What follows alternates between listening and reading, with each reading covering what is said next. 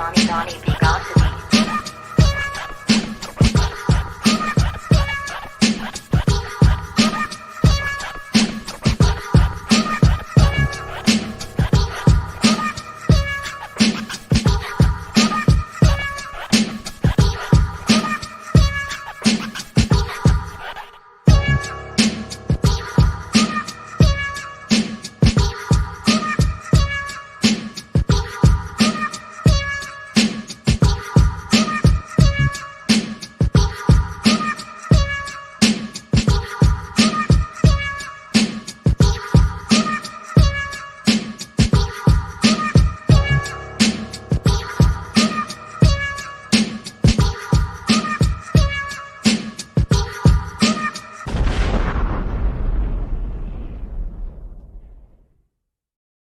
What's good, everybody?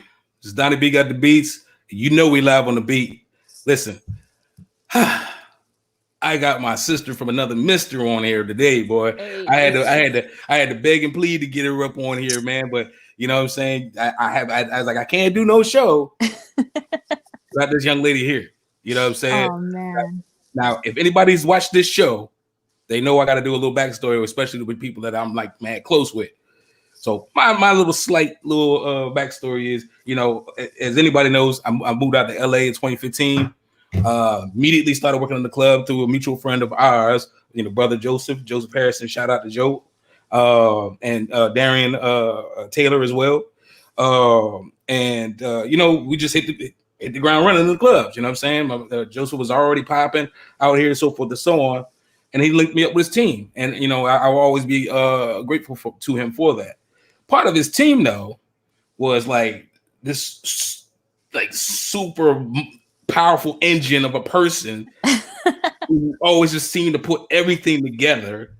You know what I mean? She was the plug. She knew who to talk to. She knew how to talk to him. She knew what to get, you know, what to do to get things done. And, you know, I had nothing but love and respect for her. She's been nothing but cool, nothing but humble the whole time.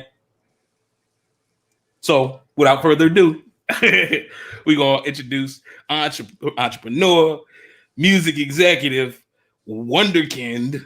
That's what I think on there. Nora Choe. Here you go. Oh man. Thanks, Donnie. Thanks, Donnie. Love the sound effects. Hey, no worries. Nora, how you doing, man? I'm doing well, and yourself?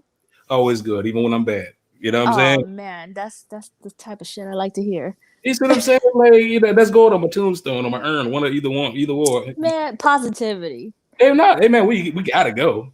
Exactly. Exactly. So, no, I hear you 100%. I just want to, when it goes, it's got to have a tagline with it, you know, and that happens to be mine. Exactly. So, well, thank you for having me first and foremost. No problem. No problem at all. Like I said, ain't no show. We ain't got Nora on it. You know what I'm saying? Man, Don, you about to boost my ego. My head about to be this big by the end of the show. Get out of here. Nah, just kidding. Humility, humbleness. Come on. Oh man. But what's going on, man? What's going on? Nothing, man. Like I said, I had to get you on here. I mean, definitely am familiar with your work. I am, at least. And I feel that you needed to be shouted out. You needed to be spotlighted because of the work that you do behind the scenes. Oh, and with that being said, let's take it back. Okay. Let's take it back. Who is Nora? Like, how did Nora get started? Like, when I came in at the tail end, I got to see the blessing. Oh. How did we get to the blessing? Let's talk about it. Okay. Well, I am me. Who are you? No, I started off doing music when I was like 16 years old. Me and my sister, Angel, a romance junkie is what she calls herself. You know her. Junkie. So yeah, I started doing music at a really young age. Just started writing. I was actually, let me take it even more further back. Okay, back. I used to write poems. Okay. And my poem got published on a CD when I was like 9 years old. I was pretty young. And so that kind of motivated me to like move forward with that type of stuff, the artistry, the creativity and stuff. I started writing songs. I started making music for fun. And then I met this gentleman named Kevin Irving. His name is, they call him Curve. He, rest in peace to Curve. He passed away.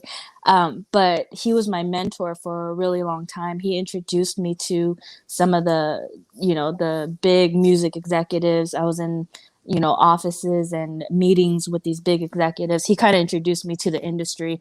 He recorded me. Halfway through it, I kind of realized I didn't want to be in the spotlight. I kind of I wanted to learn the business because I felt like can I curse on this? Absolutely. Okay. I Every didn't other want word. to. I just had to make sure just in case. But I kind of got fucked over, a few times. So I wanted to learn the business. So instead of having him, continue to record me and waste his time, well, not necessarily waste his time because it didn't waste my time. I asked him. I said, "Hey, I know we're working on this project, but would you care if I took a pause and really learn the business side of it?" So he was like kind of like flabbergasted, like, "What? Why are you doing that?" But he agreed to it. So I learned the ins and outs of all the business of managing artists, A&Ring. This is kind of where I started off because he was like, "You know what? I need you." He was a little sick. He had sickle cells. And he was like, "I need someone like you on my team to help manage these type of people. I need you to find artists." And at this time, he was working with uh, Atlantic Records. He was working with Atlantic Records, so he kind of needed help, finding artists. So I kind of became his A&R. And then once I found a couple artists and producers, he kind of put me in a position to manage them. So I started managing them. It was kind of like just throw me to the wolves, that kind of type of stuff. It was, yeah, it was kind of, it was, I was kind of shocked, but at the same time, like, I was like, all right, like, this is my moment. So I need to really like, get my shit together. So I started managing these producers called JMG. They had, I don't know if you've met them before. It was HM and Dimitri. Shout out to HM and Dimitri. I probably did. We had long nights, so For sure. And I think you have, even at our simple bar yeah, events and stuff. Yeah. So you met Dimitri for sure. yeah. But yeah, so I was managing them. And then at that time I was working with R&B. So I kind of helped. Have you heard of R&B music? Yeah. Yeah. Shout out to Jamie. So I kind of helped them get that whole thing, that not, it's not them, it's him. It was just Jamie. Kind of helped him get R&B off the floor and just really like R&B just kind of skyrocketed. So what happened was they were working, JMG was working with an artist named what's his name, Raven Justice, and they came out with a song called Hit or Nah. Can I fuck or nah? I want to be with you. So that song, they were kind of like on the edge about it because they were like, should we release it? It's too catchy. It's like not catchy like it's a good song. It was more like, it's gonna fade. It's a trend that hit or not, that or nah was Right. gonna fade. And I was like, that's why you need to release it right now. And me and the producers were kind of getting into it. And I was like, fuck it, I'm just going to make an executive decision and just release it. So we released it one day. And this is what helped JMG, helped Raven Justice, and it helped R&B just kind of skyrocket. So Hit or Nah, that song, it charted. French Montana got on it. Keisha Cole got on it. I had it played in probably all the clubs in LA. Because I'm pretty cool with like a lot of the DJs and stuff. Mind you, from the beginning of the show, I've been working with Joseph for a long time, so I've been promoting for clubs and stuff like that as well. Right. So so that kind of like started everything. And then I worked with R&B for a little while. That started, it was going really well, but I kind of like, I don't know, I was getting pulled in different directions for like different stuff. So, J Main, R&B, they're still, good friends of me. But I just had to move on to like another thing. So I started A&Ring for like an independent label, AMJ. I started doing artist development, basically for a lot of various artists. I can't even remember. And from doing that, I was doing interviews and articles with a magazine called Always Thorough magazine. And those magazines were getting published as well. What else did I do? I just kind of like, it just went from this to that. And rest in peace to one of my best friends, Marco Penn. I helped develop his sound. He got signed to Atlantic Records, so I started writing because of him. I would be in the studio with him. He was in the studio with like B.O.B., Usher, a lot of people, and I just started writing with him. And so I became a songwriter again. So that happened, and then now there's a secret project that I am working on that I can't mention right now, but I will bring it up to you on another day. And and that's kind of where my music went. I'm also working on launching my sock company. That's why you're doing my logo. But yeah, that's pretty much it. That's Nora for you. Okay. In a nutshell.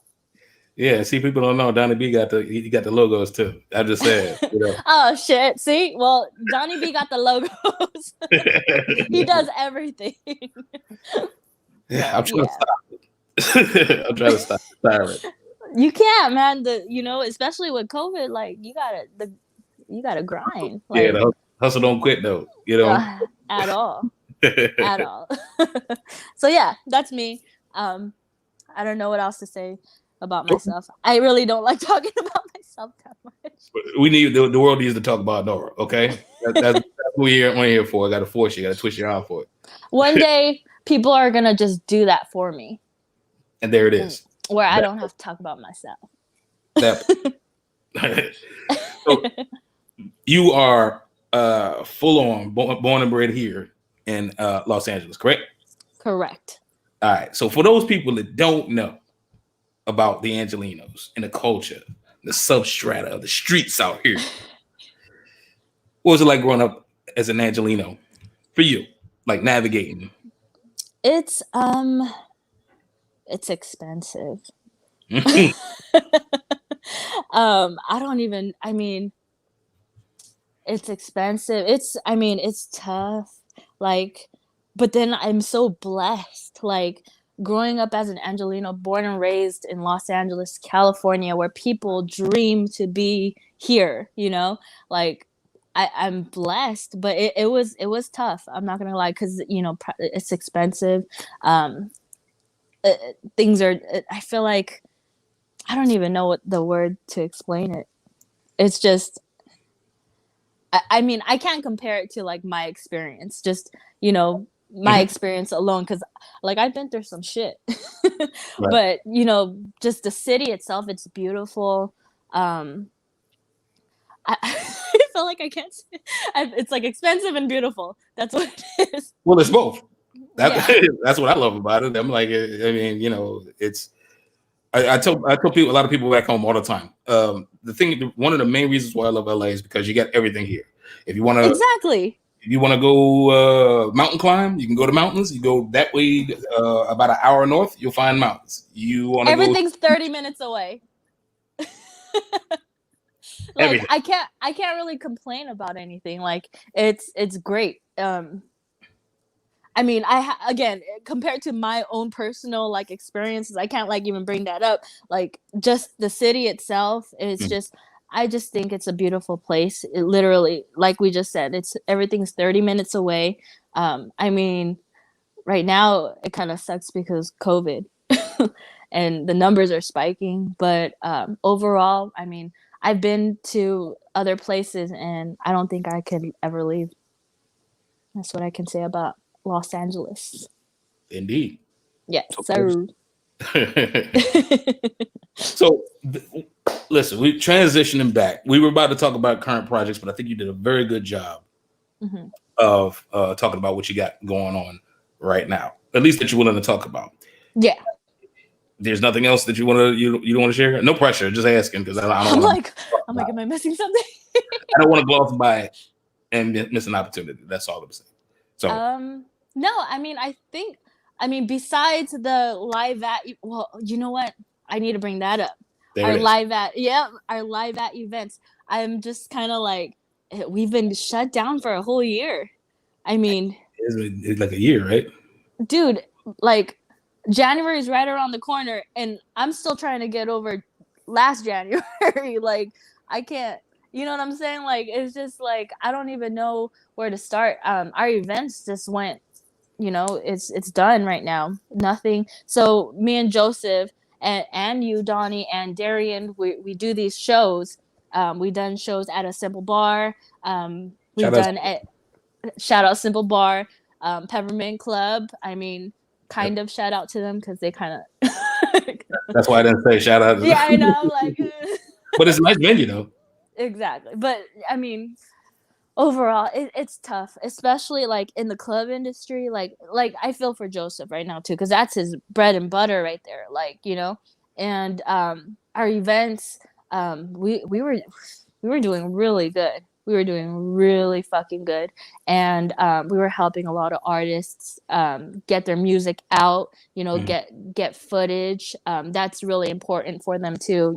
To have footage of them performing and stuff like that. Right. And it just sucks, right now, everything. And it's not just the music industry, it's everything, so I feel for everyone that's going through it. But yeah, our live at events, as soon as COVID's done, we're on and popping once again. But yeah, so that's the additional thing that I had to mention. My bad. No worries. It's no bad necessary. You're like, are you sure you don't have something? I ain't want to be the one that got some for me. My bad. Nah, you good. Oh, topically speaking, on the like you mildly touched it. Speaking on the live at events, but how deep does the rabbit hole go with the COVID-19 and the effects? Like, just unilaterally, all the way across the board, not even just the entertainment industry, because again, you did say that as well. What are your thoughts of the COVID and the news spike, and like just how like what's your thoughts? You think it's going to go on for another 6 months? You think people gonna get it together? Like, what do you think causes it? Like the cause, what is causing the spikes? Like, what's your thoughts overall? Well, it's like, it's so hard to talk about it because I'm so 50-50 on it. Like, some of it is like, I believe in the conspiracy theories.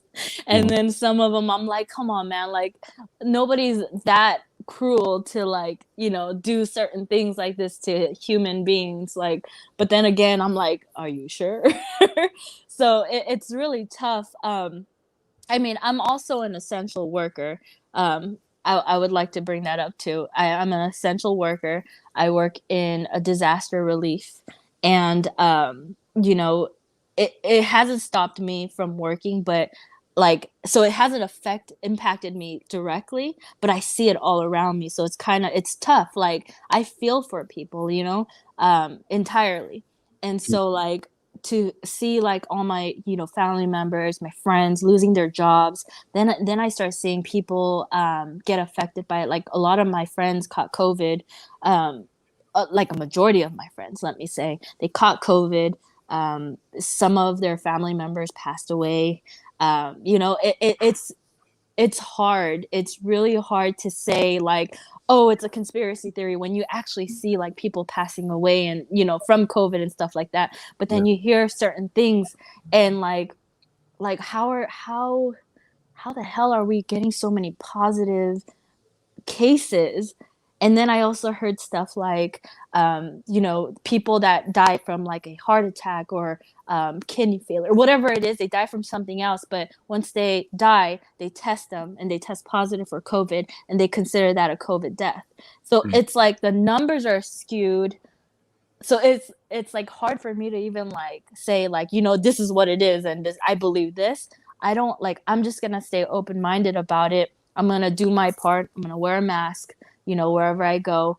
Again, because I am on both sides of the world. Like, I see it I see everyone's perspective, and it's turning into a political thing where it's like Republicans versus Democrats, and it's like Right. that's just insane. Like, come on, guys, we're human beings.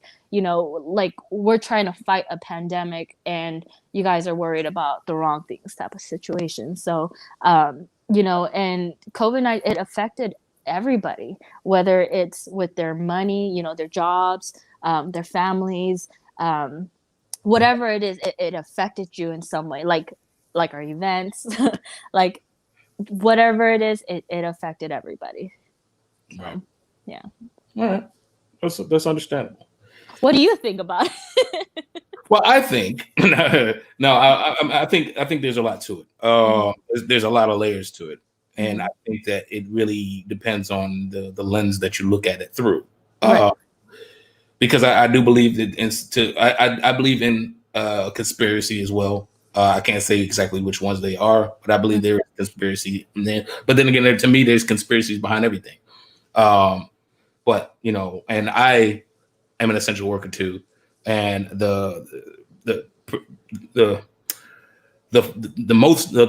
full length of my career, I've mostly worked for the government anyway.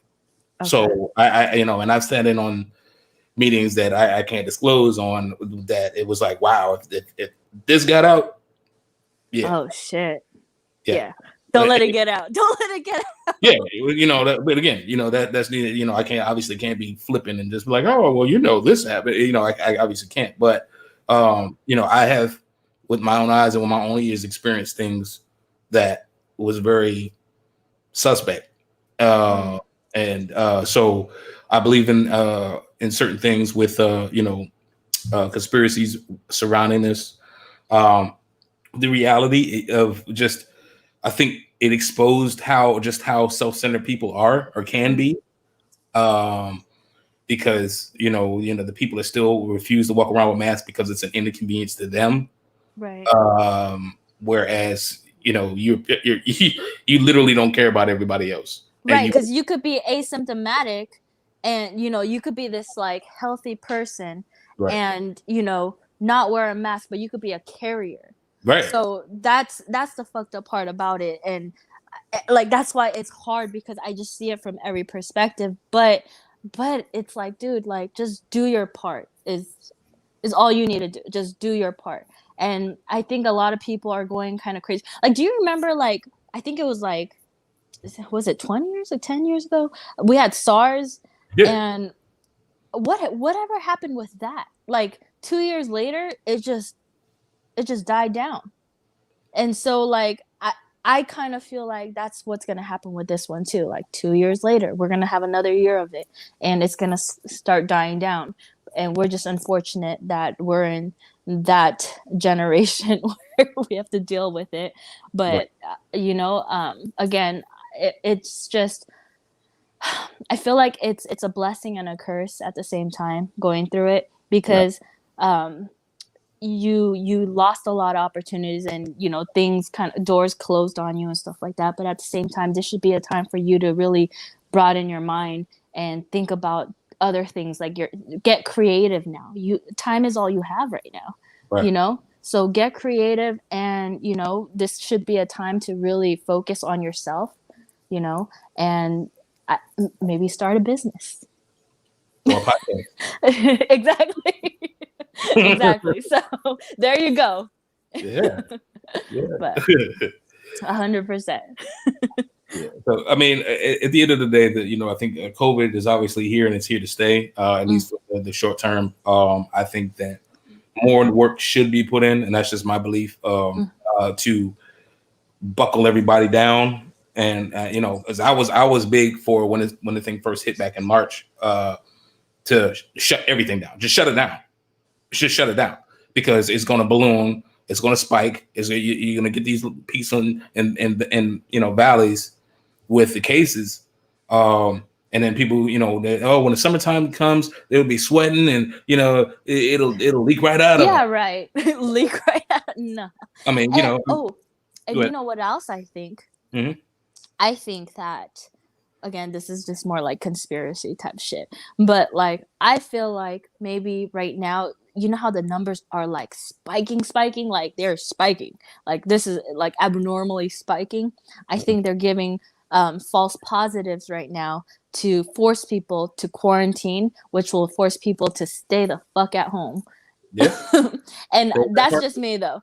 That's just me. I don't know. No, I mean, I think there's a lot of truth to that. I mean, Yeah. you know, again, because it's still a form of crowd control, regardless of how you look at it. So, I mean, Exactly.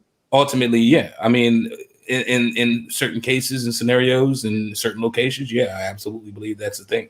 You know, Exactly. Like Los Angeles right now. yeah, I mean, you know, and that's the thing I always explain to people, you know, that I talk to back home. It's like, you know, LA's a stage, man, just like New York's a stage. And at the end of the day, people look to those two polar places to have an understanding about how the rest of the world, the rest of the nation should react to things. Yeah. And so to see that in, you know, that both of these places are like hot zones and, you know, so forth and so on. It's like, oh, okay, well, they got it over there. Okay, well, how they living? You know what I mean? Right, right, And it just leads back to like you said, the crowd control ish type of handling of the scenario. But right. at the end of the day, I still think that regardless of whatever, I don't want to catch that shit. I mean, you know, I'm scary, bro. I'm scared. I'm tired up. Well, You you know what's crazy? Like I've been around people like 9 different people that have had caught it, COVID. And I went to go get tested and I would get tested again and again and again just to make sure cuz my even like someone that you know is in my household had caught it and mm, I was caring for her and I never caught it. It's kind of strange, you know. Like, but I'm like, oh, for sure I have it by now because I'm like, dude, I'm like touching, you know, the same shit, but right, I never caught it. right. So, yeah, it's a little weird, but I mean, again, I'm just gonna do my part. I just wanted to just pass by. I don't want. I personally don't want my family to get affected by it too. So I'm like not bad mouthing it and doing this and that. Like, you know, my parents have underlying health conditions. My dad's a cancer survivor. You know, my mom's diabetic, and so I'm like, oh man, like Yeah, you definitely want to have these. exactly. Yeah, So I'm not gonna let I'm just gonna let it pass and then keep telling my parents like wear your mask, social distancing, right. and just keep it that way. That's it. Well, No extras. like you said, I mean, thankfully you haven't had it, especially with extreme, you know, like extreme closeness to it. Yeah. Um, I had a brush with it myself, and was able to, you know, avoid the punch myself. I didn't get like Nate Robinson with it, you know. So you know that is what that is. But You you went know, Nate Nate. with Nate. Oh no, man, that's something else. Yeah, we'll talk on that a little in a second. With regard to the conversation that we had about you know conspiracy theories and so forth and so on, and you know government playing a big role in say conspiracy theories.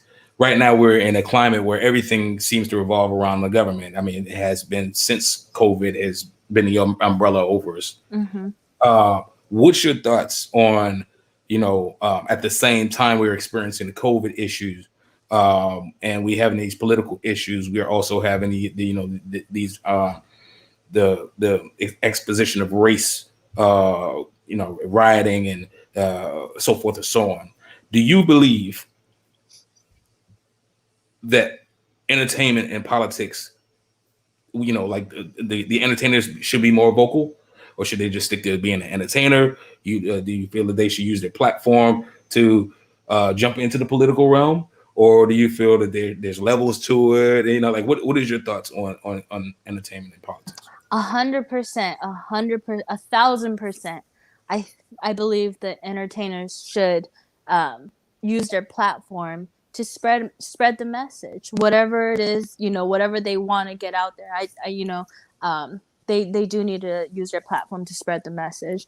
I don't have a huge platform. But I have some followers, and you know, I try my best to you know use my platform as pushing like positivity, the whole Black Lives Matter movement, stuff like that, because it's crazy because like like family members stop talking to me because of it too. It's crazy. Yeah. Wow. I have a cousin that's a cop. Um, he blocked me and then unblocked me, so we stopped following each other. But Right. like it's ridiculous. Like, dude, like where's the freedom of speech? But Right. but yeah, like yeah, I definitely believe they need to step up and use their platform, spread the message and reach as many people as they can, because it's important. It's important to really have everybody just be in tune with everything that's going on. I don't know, what am I like, should I elaborate on that, or It's up to you. Like okay. again, this is a platform for you to speak however you feel to speak. It's a touchy subject, so I'm like, what can I say? What can I say? Well, no, say only what you feel comfortable with saying. Okay. That's that. Okay. Yeah. I'm pretty open with it. I feel like I get hit with the whole like all lives matter bullshit. Yeah, but all lives don't matter until Black Lives Matter. So that's just kind of what I've been rolling with. And again, it's been pissing people off, but I give two shits. So I'm glad you said that. My stance on it is this. I absolutely believe all lives matter too. right. And I do believe that that's paramount because obviously, the needs of the many outweigh the needs of the few. Mm-hmm. However, when you go back and look at the systemic injustice that has been done over 400 plus years of a specific particular race, like being singled, Mm-hmm. I think the attention needs to be put in that perspective. You need to kind of pay attention to what's happening with that, because Exactly. again, it's not to say that because there's other races that when they came to America they experienced their own injustices as well, Mm-hmm. and I do believe that, and I am 100%, 1,000% for that as well, Mm-hmm. But however, there are proven cases, proven scenarios where it has legitimately been systemically, like we've been ostracized from being a part of the greater, success story of America. Right.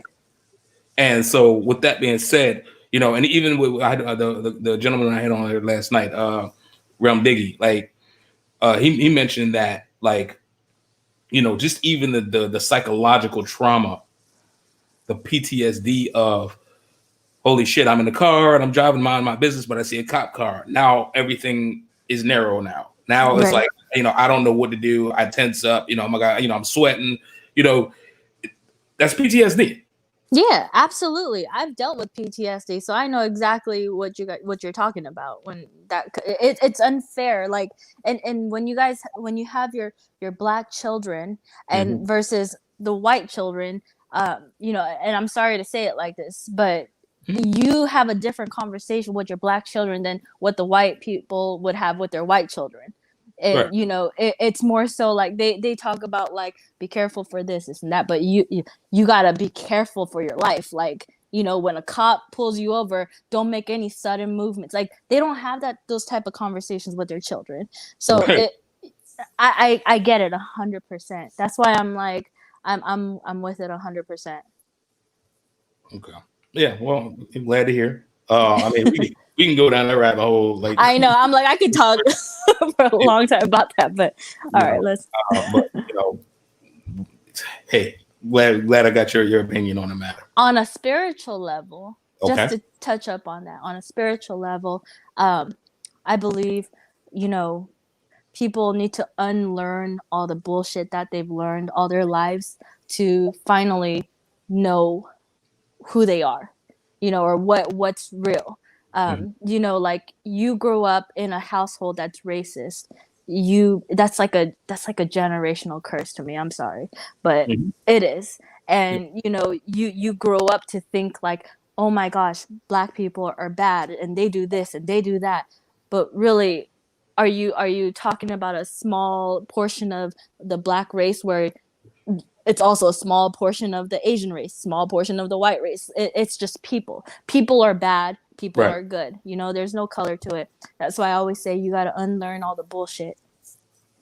Well, I think even with that, and I'm glad you said that. I think even with that though, if you look at the components of what makes the bad people in the black culture, 9 times out of 10 is because of the disparity.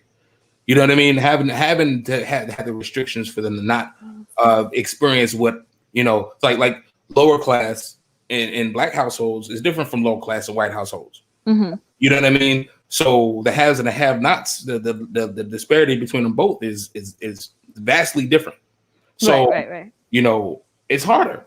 Yeah. You know what I'm saying? If you out Watts, it's like, bro, it's hard. Like, and a lot of times it's like you can't even see through, see your way out of that tunnel because you don't know what outside of that tunnel looks like. Right. So when you a normal John Q public decides they want to run through that neighborhood, oh, they look like lunch meat. Yeah. I hate to say it like that, but that's, you know what I mean? That's what it is. And so what it is that if I never had a shot, y'all never wanted to give me a shot, I got to take it. And I don't care what color that is. I don't care what color we talking about. Every color to some degree has that level of it, of that mentality in it. So, that's just my perspective on it. I feel that is one of those things where we as humans continue to eat ourselves because we don't see the bigger picture, like you say, and unlearn everything you've learned. And well, what is it? What have you done for me lately? Type of deal. Janet Jackson, shout out. You stupid. Yeah, no, 100%. And I say on a spiritual level because I don't know. I feel like it's all a mental thing. If you just you just realize like you could be on heaven and hell, in your mind, Right. then you can live heaven and hell in the present, Right. And so again, if people could just unlearn the bullshit and really focus on educating themselves, I think that's a key factor. One thing I respected from one of my coworkers is that they were a Trump supporter. I don't have any hate or any type of feeling towards people that voted for Trump or have their own perspective or have their own beliefs and stuff like that. I believe in what I believe in, but I'm not gonna knock you for what you believe in. But I respected one of my coworkers for saying, "Oh my gosh, I'm sorry, I didn't know." And so she educated herself. And that's a key factor to me. Educate yourself. If you don't know, it's a Google click away. So, education, ask a friend, whatever it is, like, and even if this friend says something that doesn't sound right, ask another friend. Like, put it out there, educate yourself, figure it out. And, at the end of the day, you believe in what you believe in. And that's just what it is. Yeah. So. Yeah. And I agree with that. I mean, definitely educating yourself, especially when we're talking about adults, because I hold people to that standard. We're adults. I should have to teach you anything. Be able to figure it out. Now, again, not to say that I won't extend a hand to help, but, if you really truly want to learn something, what they say, I can't even really remember how the statement goes, but it's like you could either fish for them, fish for the man, or teach the man how to fish so he knows how to, cook fish. I mean, yeah, you know what I'm saying? I sound like President Bush with it, but you know what I'm saying? Oh, but wait, hold on, now it's bothering me. It's don't give the man fish, but teach him how to fish. We are butchering it. I believe it's like if you teach a man how to fish, he'll learn how to. No, if you fish for the man, he'll eat for the day. But if you teach a man how to fish, he'll eat forever, or something like that. Yeah. Okay. Yeah. We made it through it. Yeah, we got through that. It's painful, round of applause for ourselves. But Yeah. so that's neither here nor there. But thank you for your insight on that. I mean, you definitely are spot on with a lot of these things. I appreciate that. We are pulling. We're coming down a stretch. All A right. few more topics though. Let's go. All Let's right. get through 'em. Being What you that got for me? being that you are a woman in the entertainment industry, or has spent a substantial amount of time in the women industry. I mean, in the women industry, in the entertainment industry. Yeah. What can you speak to about women in the entertainment industry? Because for as long as one could remember, it was always uneven. It's Right. tough. I'll be very honest with you. It's tough. I'm young. I'm not even, like I'm an Asian woman in the music industry. Mhm. And a day doesn't go by where someone's like, let me fly you out, and like some Right. bullshit or whatever. Right. And I'm not trying to sound like cocky or anything. Like No. that's just like I could be ugly as fuck and big boobs or whatever, and guys will still be like, let me let me fly you out. But it's tough because you get offered those type of things. It's not tough for me. I straight up say no. My mentor always used to refer me as Lil Sis. That was my nickname because that meant in code. That meant don't fuck with her. That's someone I'm working with. Don't fuck with her. Right. So even with that being said, there were still people that still hit me up like, like, let me fly you out here. Let me do this. Let me take you on vacation. And I had to stand my ground. And it wasn't tough for me to do it because I was very focused. I've always been focused. I've always been like, no, like business before anything. I don't give a fuck who you are. It's my business. Yeah. And it came to a point where they started respecting me, but I had to earn that respect. I had to really like be firm with these people, and some of these people that offer these things don't take rejection well because they're like, do you know who the fuck I am? And I'm like, whatever, I don't give a fuck. So it is tough. People undermine you. They think they don't think you're capable of doing certain things, executing certain things.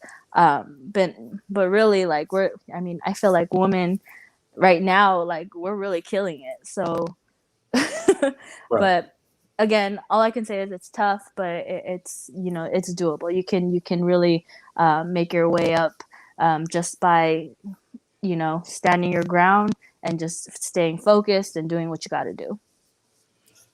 Now, interesting, and I want to ask a question on Sure. this topic. And permit me if it comes out wrong. I'm saying it from pure ignorance. And No, go for it. I don't get offended by nothing, so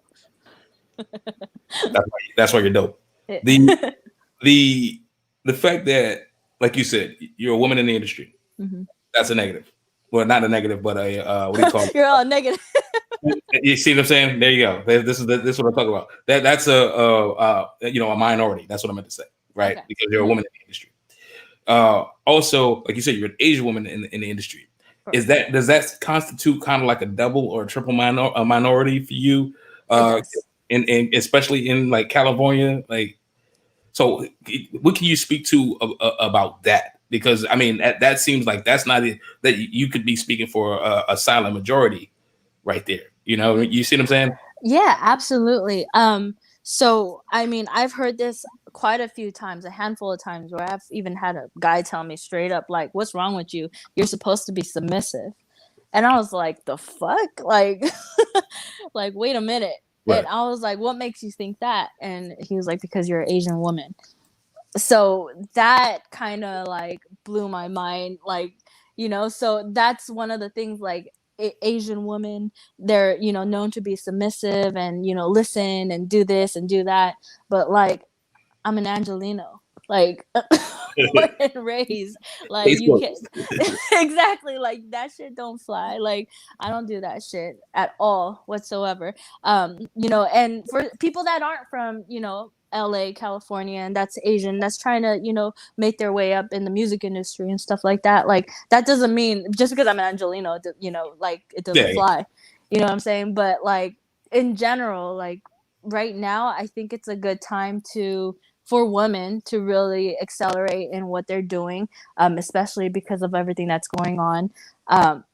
But wait, sorry, what was the question again? I went off topic and I was like, wait. No, it's all right. It was sounding real good. No, you was on track to right there and hit the wall like thud. But so again, being the fact that you're a woman in the industry, which is Yes. a minority, and then you're also Asian woman in the entertainment industry, does that constitute you being a double or a triple minority? The answer is yes. That going back to it, then yes. Got it. Cool. And again, with speaking to that, because I've actually had other women guests on the show and asked them relatively the same questions, but I never really specified on race. It just always just went to just the fact that there were women in the industry. Right. And you got to think about it. I'm not just like an Asian woman in the music industry. I'm an Asian woman in the urban music industry. So no point. Yeah. So no that kind of, again, to go back to your question, yes. Yeah. And yes. And part of the entertainment industry, it seems to be like ignorance knows no boundaries in it. Like, people just fly by the seat of their loins sometimes, and it's like I don't even understand it. But yeah. But here I am. I digress. But yeah, so yeah. Interesting perspectives and interesting topic. Definitely, I'm glad you answered that, because that was actually a question I was like, okay, I'm gonna ask that question.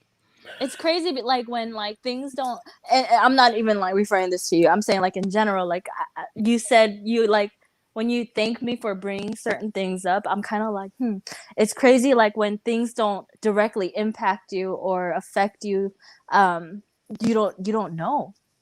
Right. You just don't know. Right. It goes back to the Black Lives Matter thing. If it doesn't impact you directly, you're kind of like, well, it didn't affect me. So.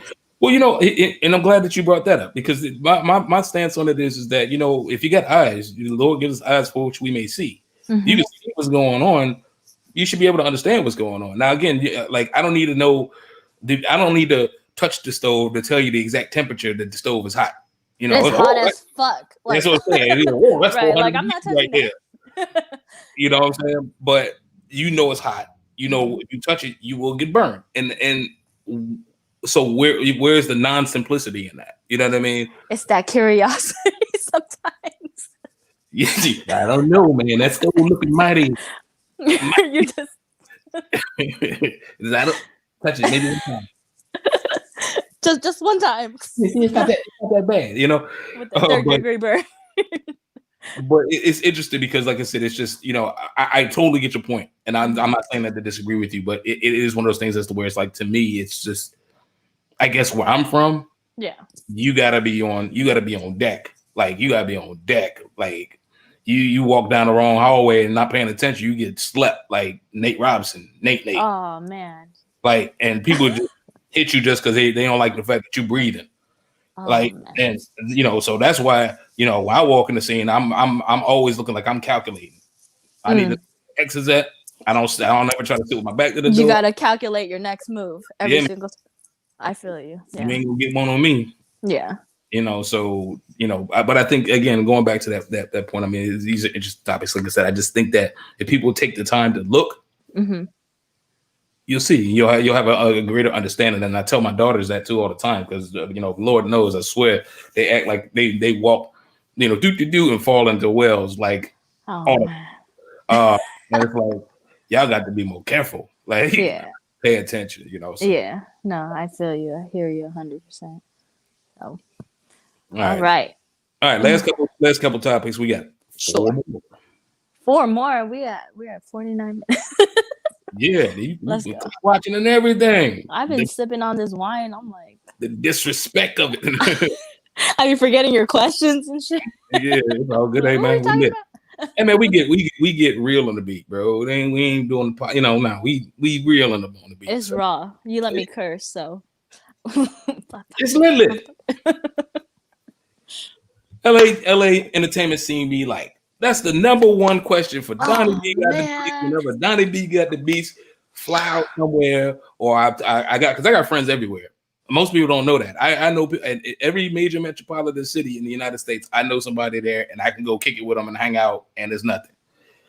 But the one thing I always ask is, hey, what's the scene like? Like Bougie. That part. That part. Bougie as fuck. You know, I've actually been in the club scene for quite some time. Since I was 20 years old. I had a fake ID. And I started promoting at 20 years old. So yeah, I've seen it all.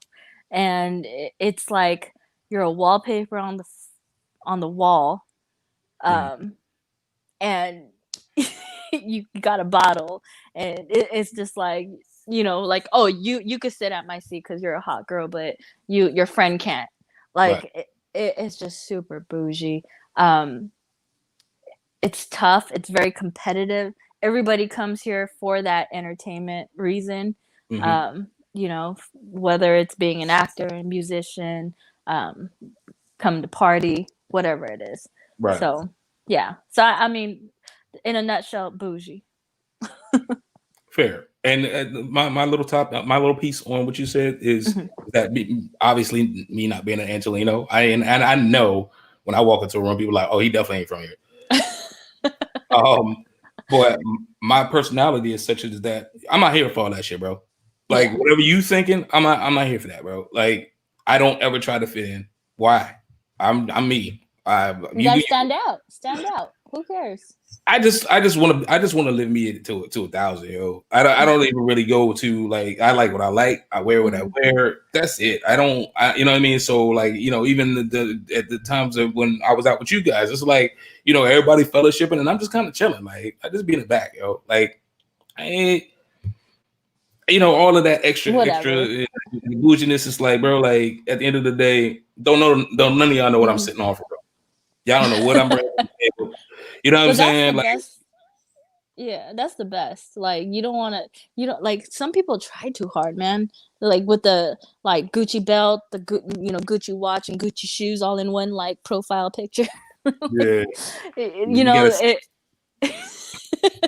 And they want to show it all off. Yeah, you gotta see. You gotta see this. So wait. I got this belt too. You gotta see it. They're like, I'm not getting it. Bro, just I give me a T. Give me a T. Give me a chain, bro, and we lit. Like I get a life preserver, or what do you call it? Not life preserver, bubble vest or whatever. Oh, I know. I got clown the first time out the first year I was out here. Because I wore a bubble vest. I was out perch. And man, where are you from? But was you warm? Man, listen, I was toasty. Exactly. I was toasty. That's the only thing that matters. And people were freezing, they'd be freezing their asses off in like, you know, all that thin material and coochie dresses. I was like, nah.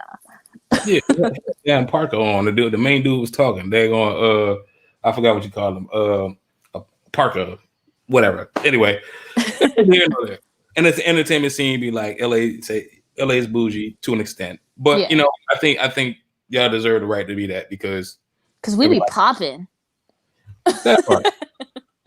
Like no doubt, like we be popping. Like there's never a time where it's like, oh man, this place is whack. Like it's jumping. Like there's celebrities left and right. You know, bottles popping, girls dancing. It's always lit. So I give it that, but still bougie. It's always live out here, except when it's COVID. Exactly. COVID shuts it down. COVID is undefeated, man. I just said it at every podcast. I'm telling you. So once it's over. Speaking of popping, hashtag my playlist popping. Oh man, what you got in your playlist? What you vibing to? What's your vibes? Okay, so I've been listening to a lot of Christmas songs lately. Time. I'm just trying to get into the Christmas spirit, honestly. Like, to be quite honest, I've never been in like the holiday spirit. Like me and my like I have my immediate family, which is my mom, dad, and sister. I don't really talk to any of my family. My mom's side of the family is up in Korea. Never met them besides my grandma. She's sick right now. My dad's side of the family, she, just drama.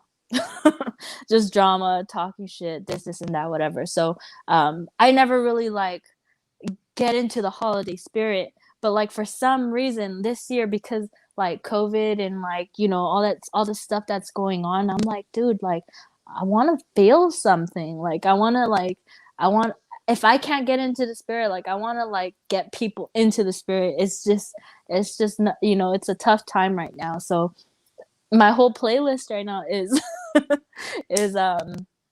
is Christmas music. I listen to Marco Penn. I told you about my best friend that passed away. Listen to him on a daily. You know, his music. He has a daughter, so all the streams, all that stuff goes directly to his daughters. I keep pushing that.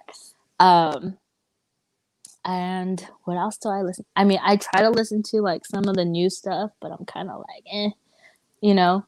I like listening to like 90s R&B. But when I have to, I'll listen to people that submit music to me and stuff like that.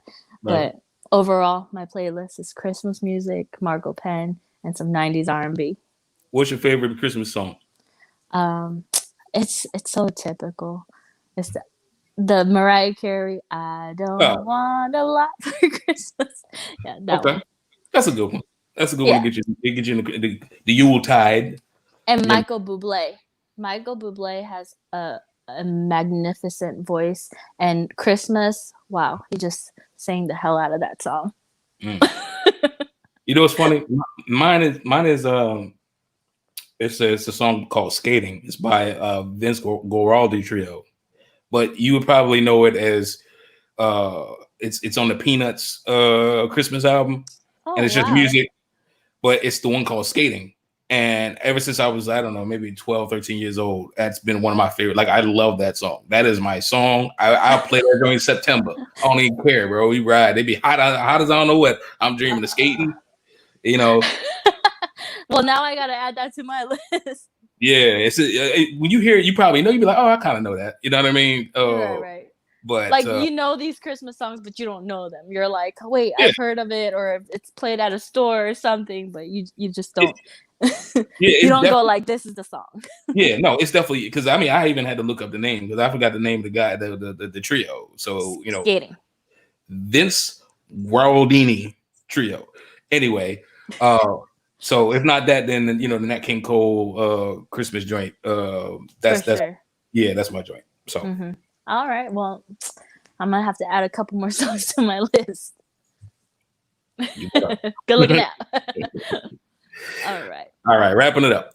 Okay. Advice for aspiring talent, like for people that are specifically with specificity to, like you said, you mentioned that you have A&R'd, worked with the labels, and that's, even me, I'm not even gonna lie, because I struggled with that for years, because I was like, I got all of this stuff, I just don't know how to get to the A&R. I don't know how to, like, how do you even formulate to be able to get to an A&R? Like they don't,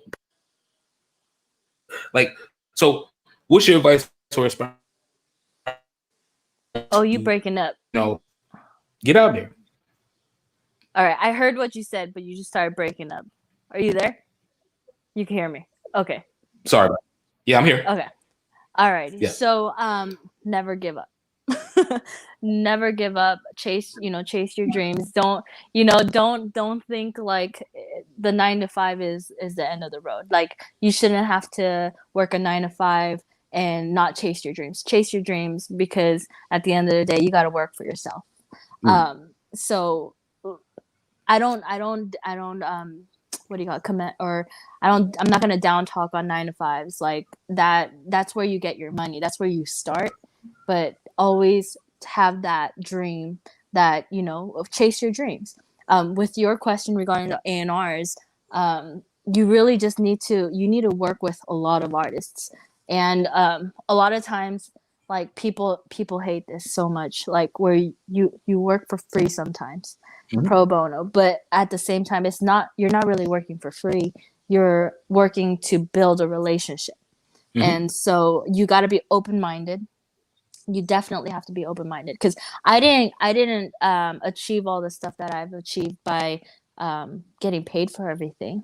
I worked my way up, but sometimes you intern for certain things, or you just stay open-minded about a lot of stuff. So working with different artists, I think when, what do they say? They say it's not about it's about who you know. I can't even think of this. Yeah, I know what you mean. Yeah. I'm like, wait a minute, what? It just slipped my mind. But yeah, it is about who you know. You kind of you work with one artist, and then it's like a marketing tactic almost. Word of mouth, where you work with one person, this person refers you to the next person, they refer you to the next person, but come at your best for each time you do work with somebody. Don't like, this person's a nobody, so I'm gonna half-ass this. It's no, I don't give a fuck who this person is, but I'm gonna go 100%, because that could really lift you to the next level, and that person could blow up for all you know. So you never want to undermine people, or ever think that you're working with someone that's less talented or whatever. Just give it your 100 every single time. I love it. Concise, straight to the point, and you get the picture. That's all I can say. I'm a little tipsy too. I'm not gonna lie. I've been drinking wine. Even lit. lit. But is that it? We're good. We're done. Last question. Oh, okay. How can people learn more about you? Reach out to you, get in contact with you. Also, if you have any shout outs that you want to throw out there, feel free. I'm just gonna do one big shout out to everyone that loves me. I love you. Shout out to Donnie for having me on the show. Shout out to everybody that's just pushing through, getting through this, and really, putting their right foot forward, and working through the pandemic, and really chasing their dreams. Again, don't give up. You can find me on Instagram at Norita Bangers. That's NORITA BANGERZ. I never had to spell that. That was kind of hard. But yeah, that's pretty much it. I don't really have too many social media networks. Instagram does it for me. So that's it. I totally get it. We are at the end of the show, and like I said, I just want to thank you for your time. As always, man, it's always been a pleasure working with you, and get to know you, man. Like you're definitely one of the coolest people that I know that since I've been out here. Donnie, stop it. No. So, and hopefully, now that you on, I get Joseph Darian on, so I can get them their opportunity, because they need to get their opportunity. I definitely, they got a lot of experience between both of them as well. For sure. And also Angel too. Tell Angel I'm interested. Yeah. Because I love all her work. But as a matter of fact, she just started a new group. Not a whole group. It's like her and another girl, but she just started a new group. Okay, so but they're on fire. Yeah, my sister be doing her thing. So yeah, let's get her on the show too. It's gonna be lit. Hopefully she see this and she be like, man, when he didn't ask me to be in it, which I did though, by the way. But she's gonna be like, oh my god, he has a green screen and everything. Hey man, you know what I'm saying?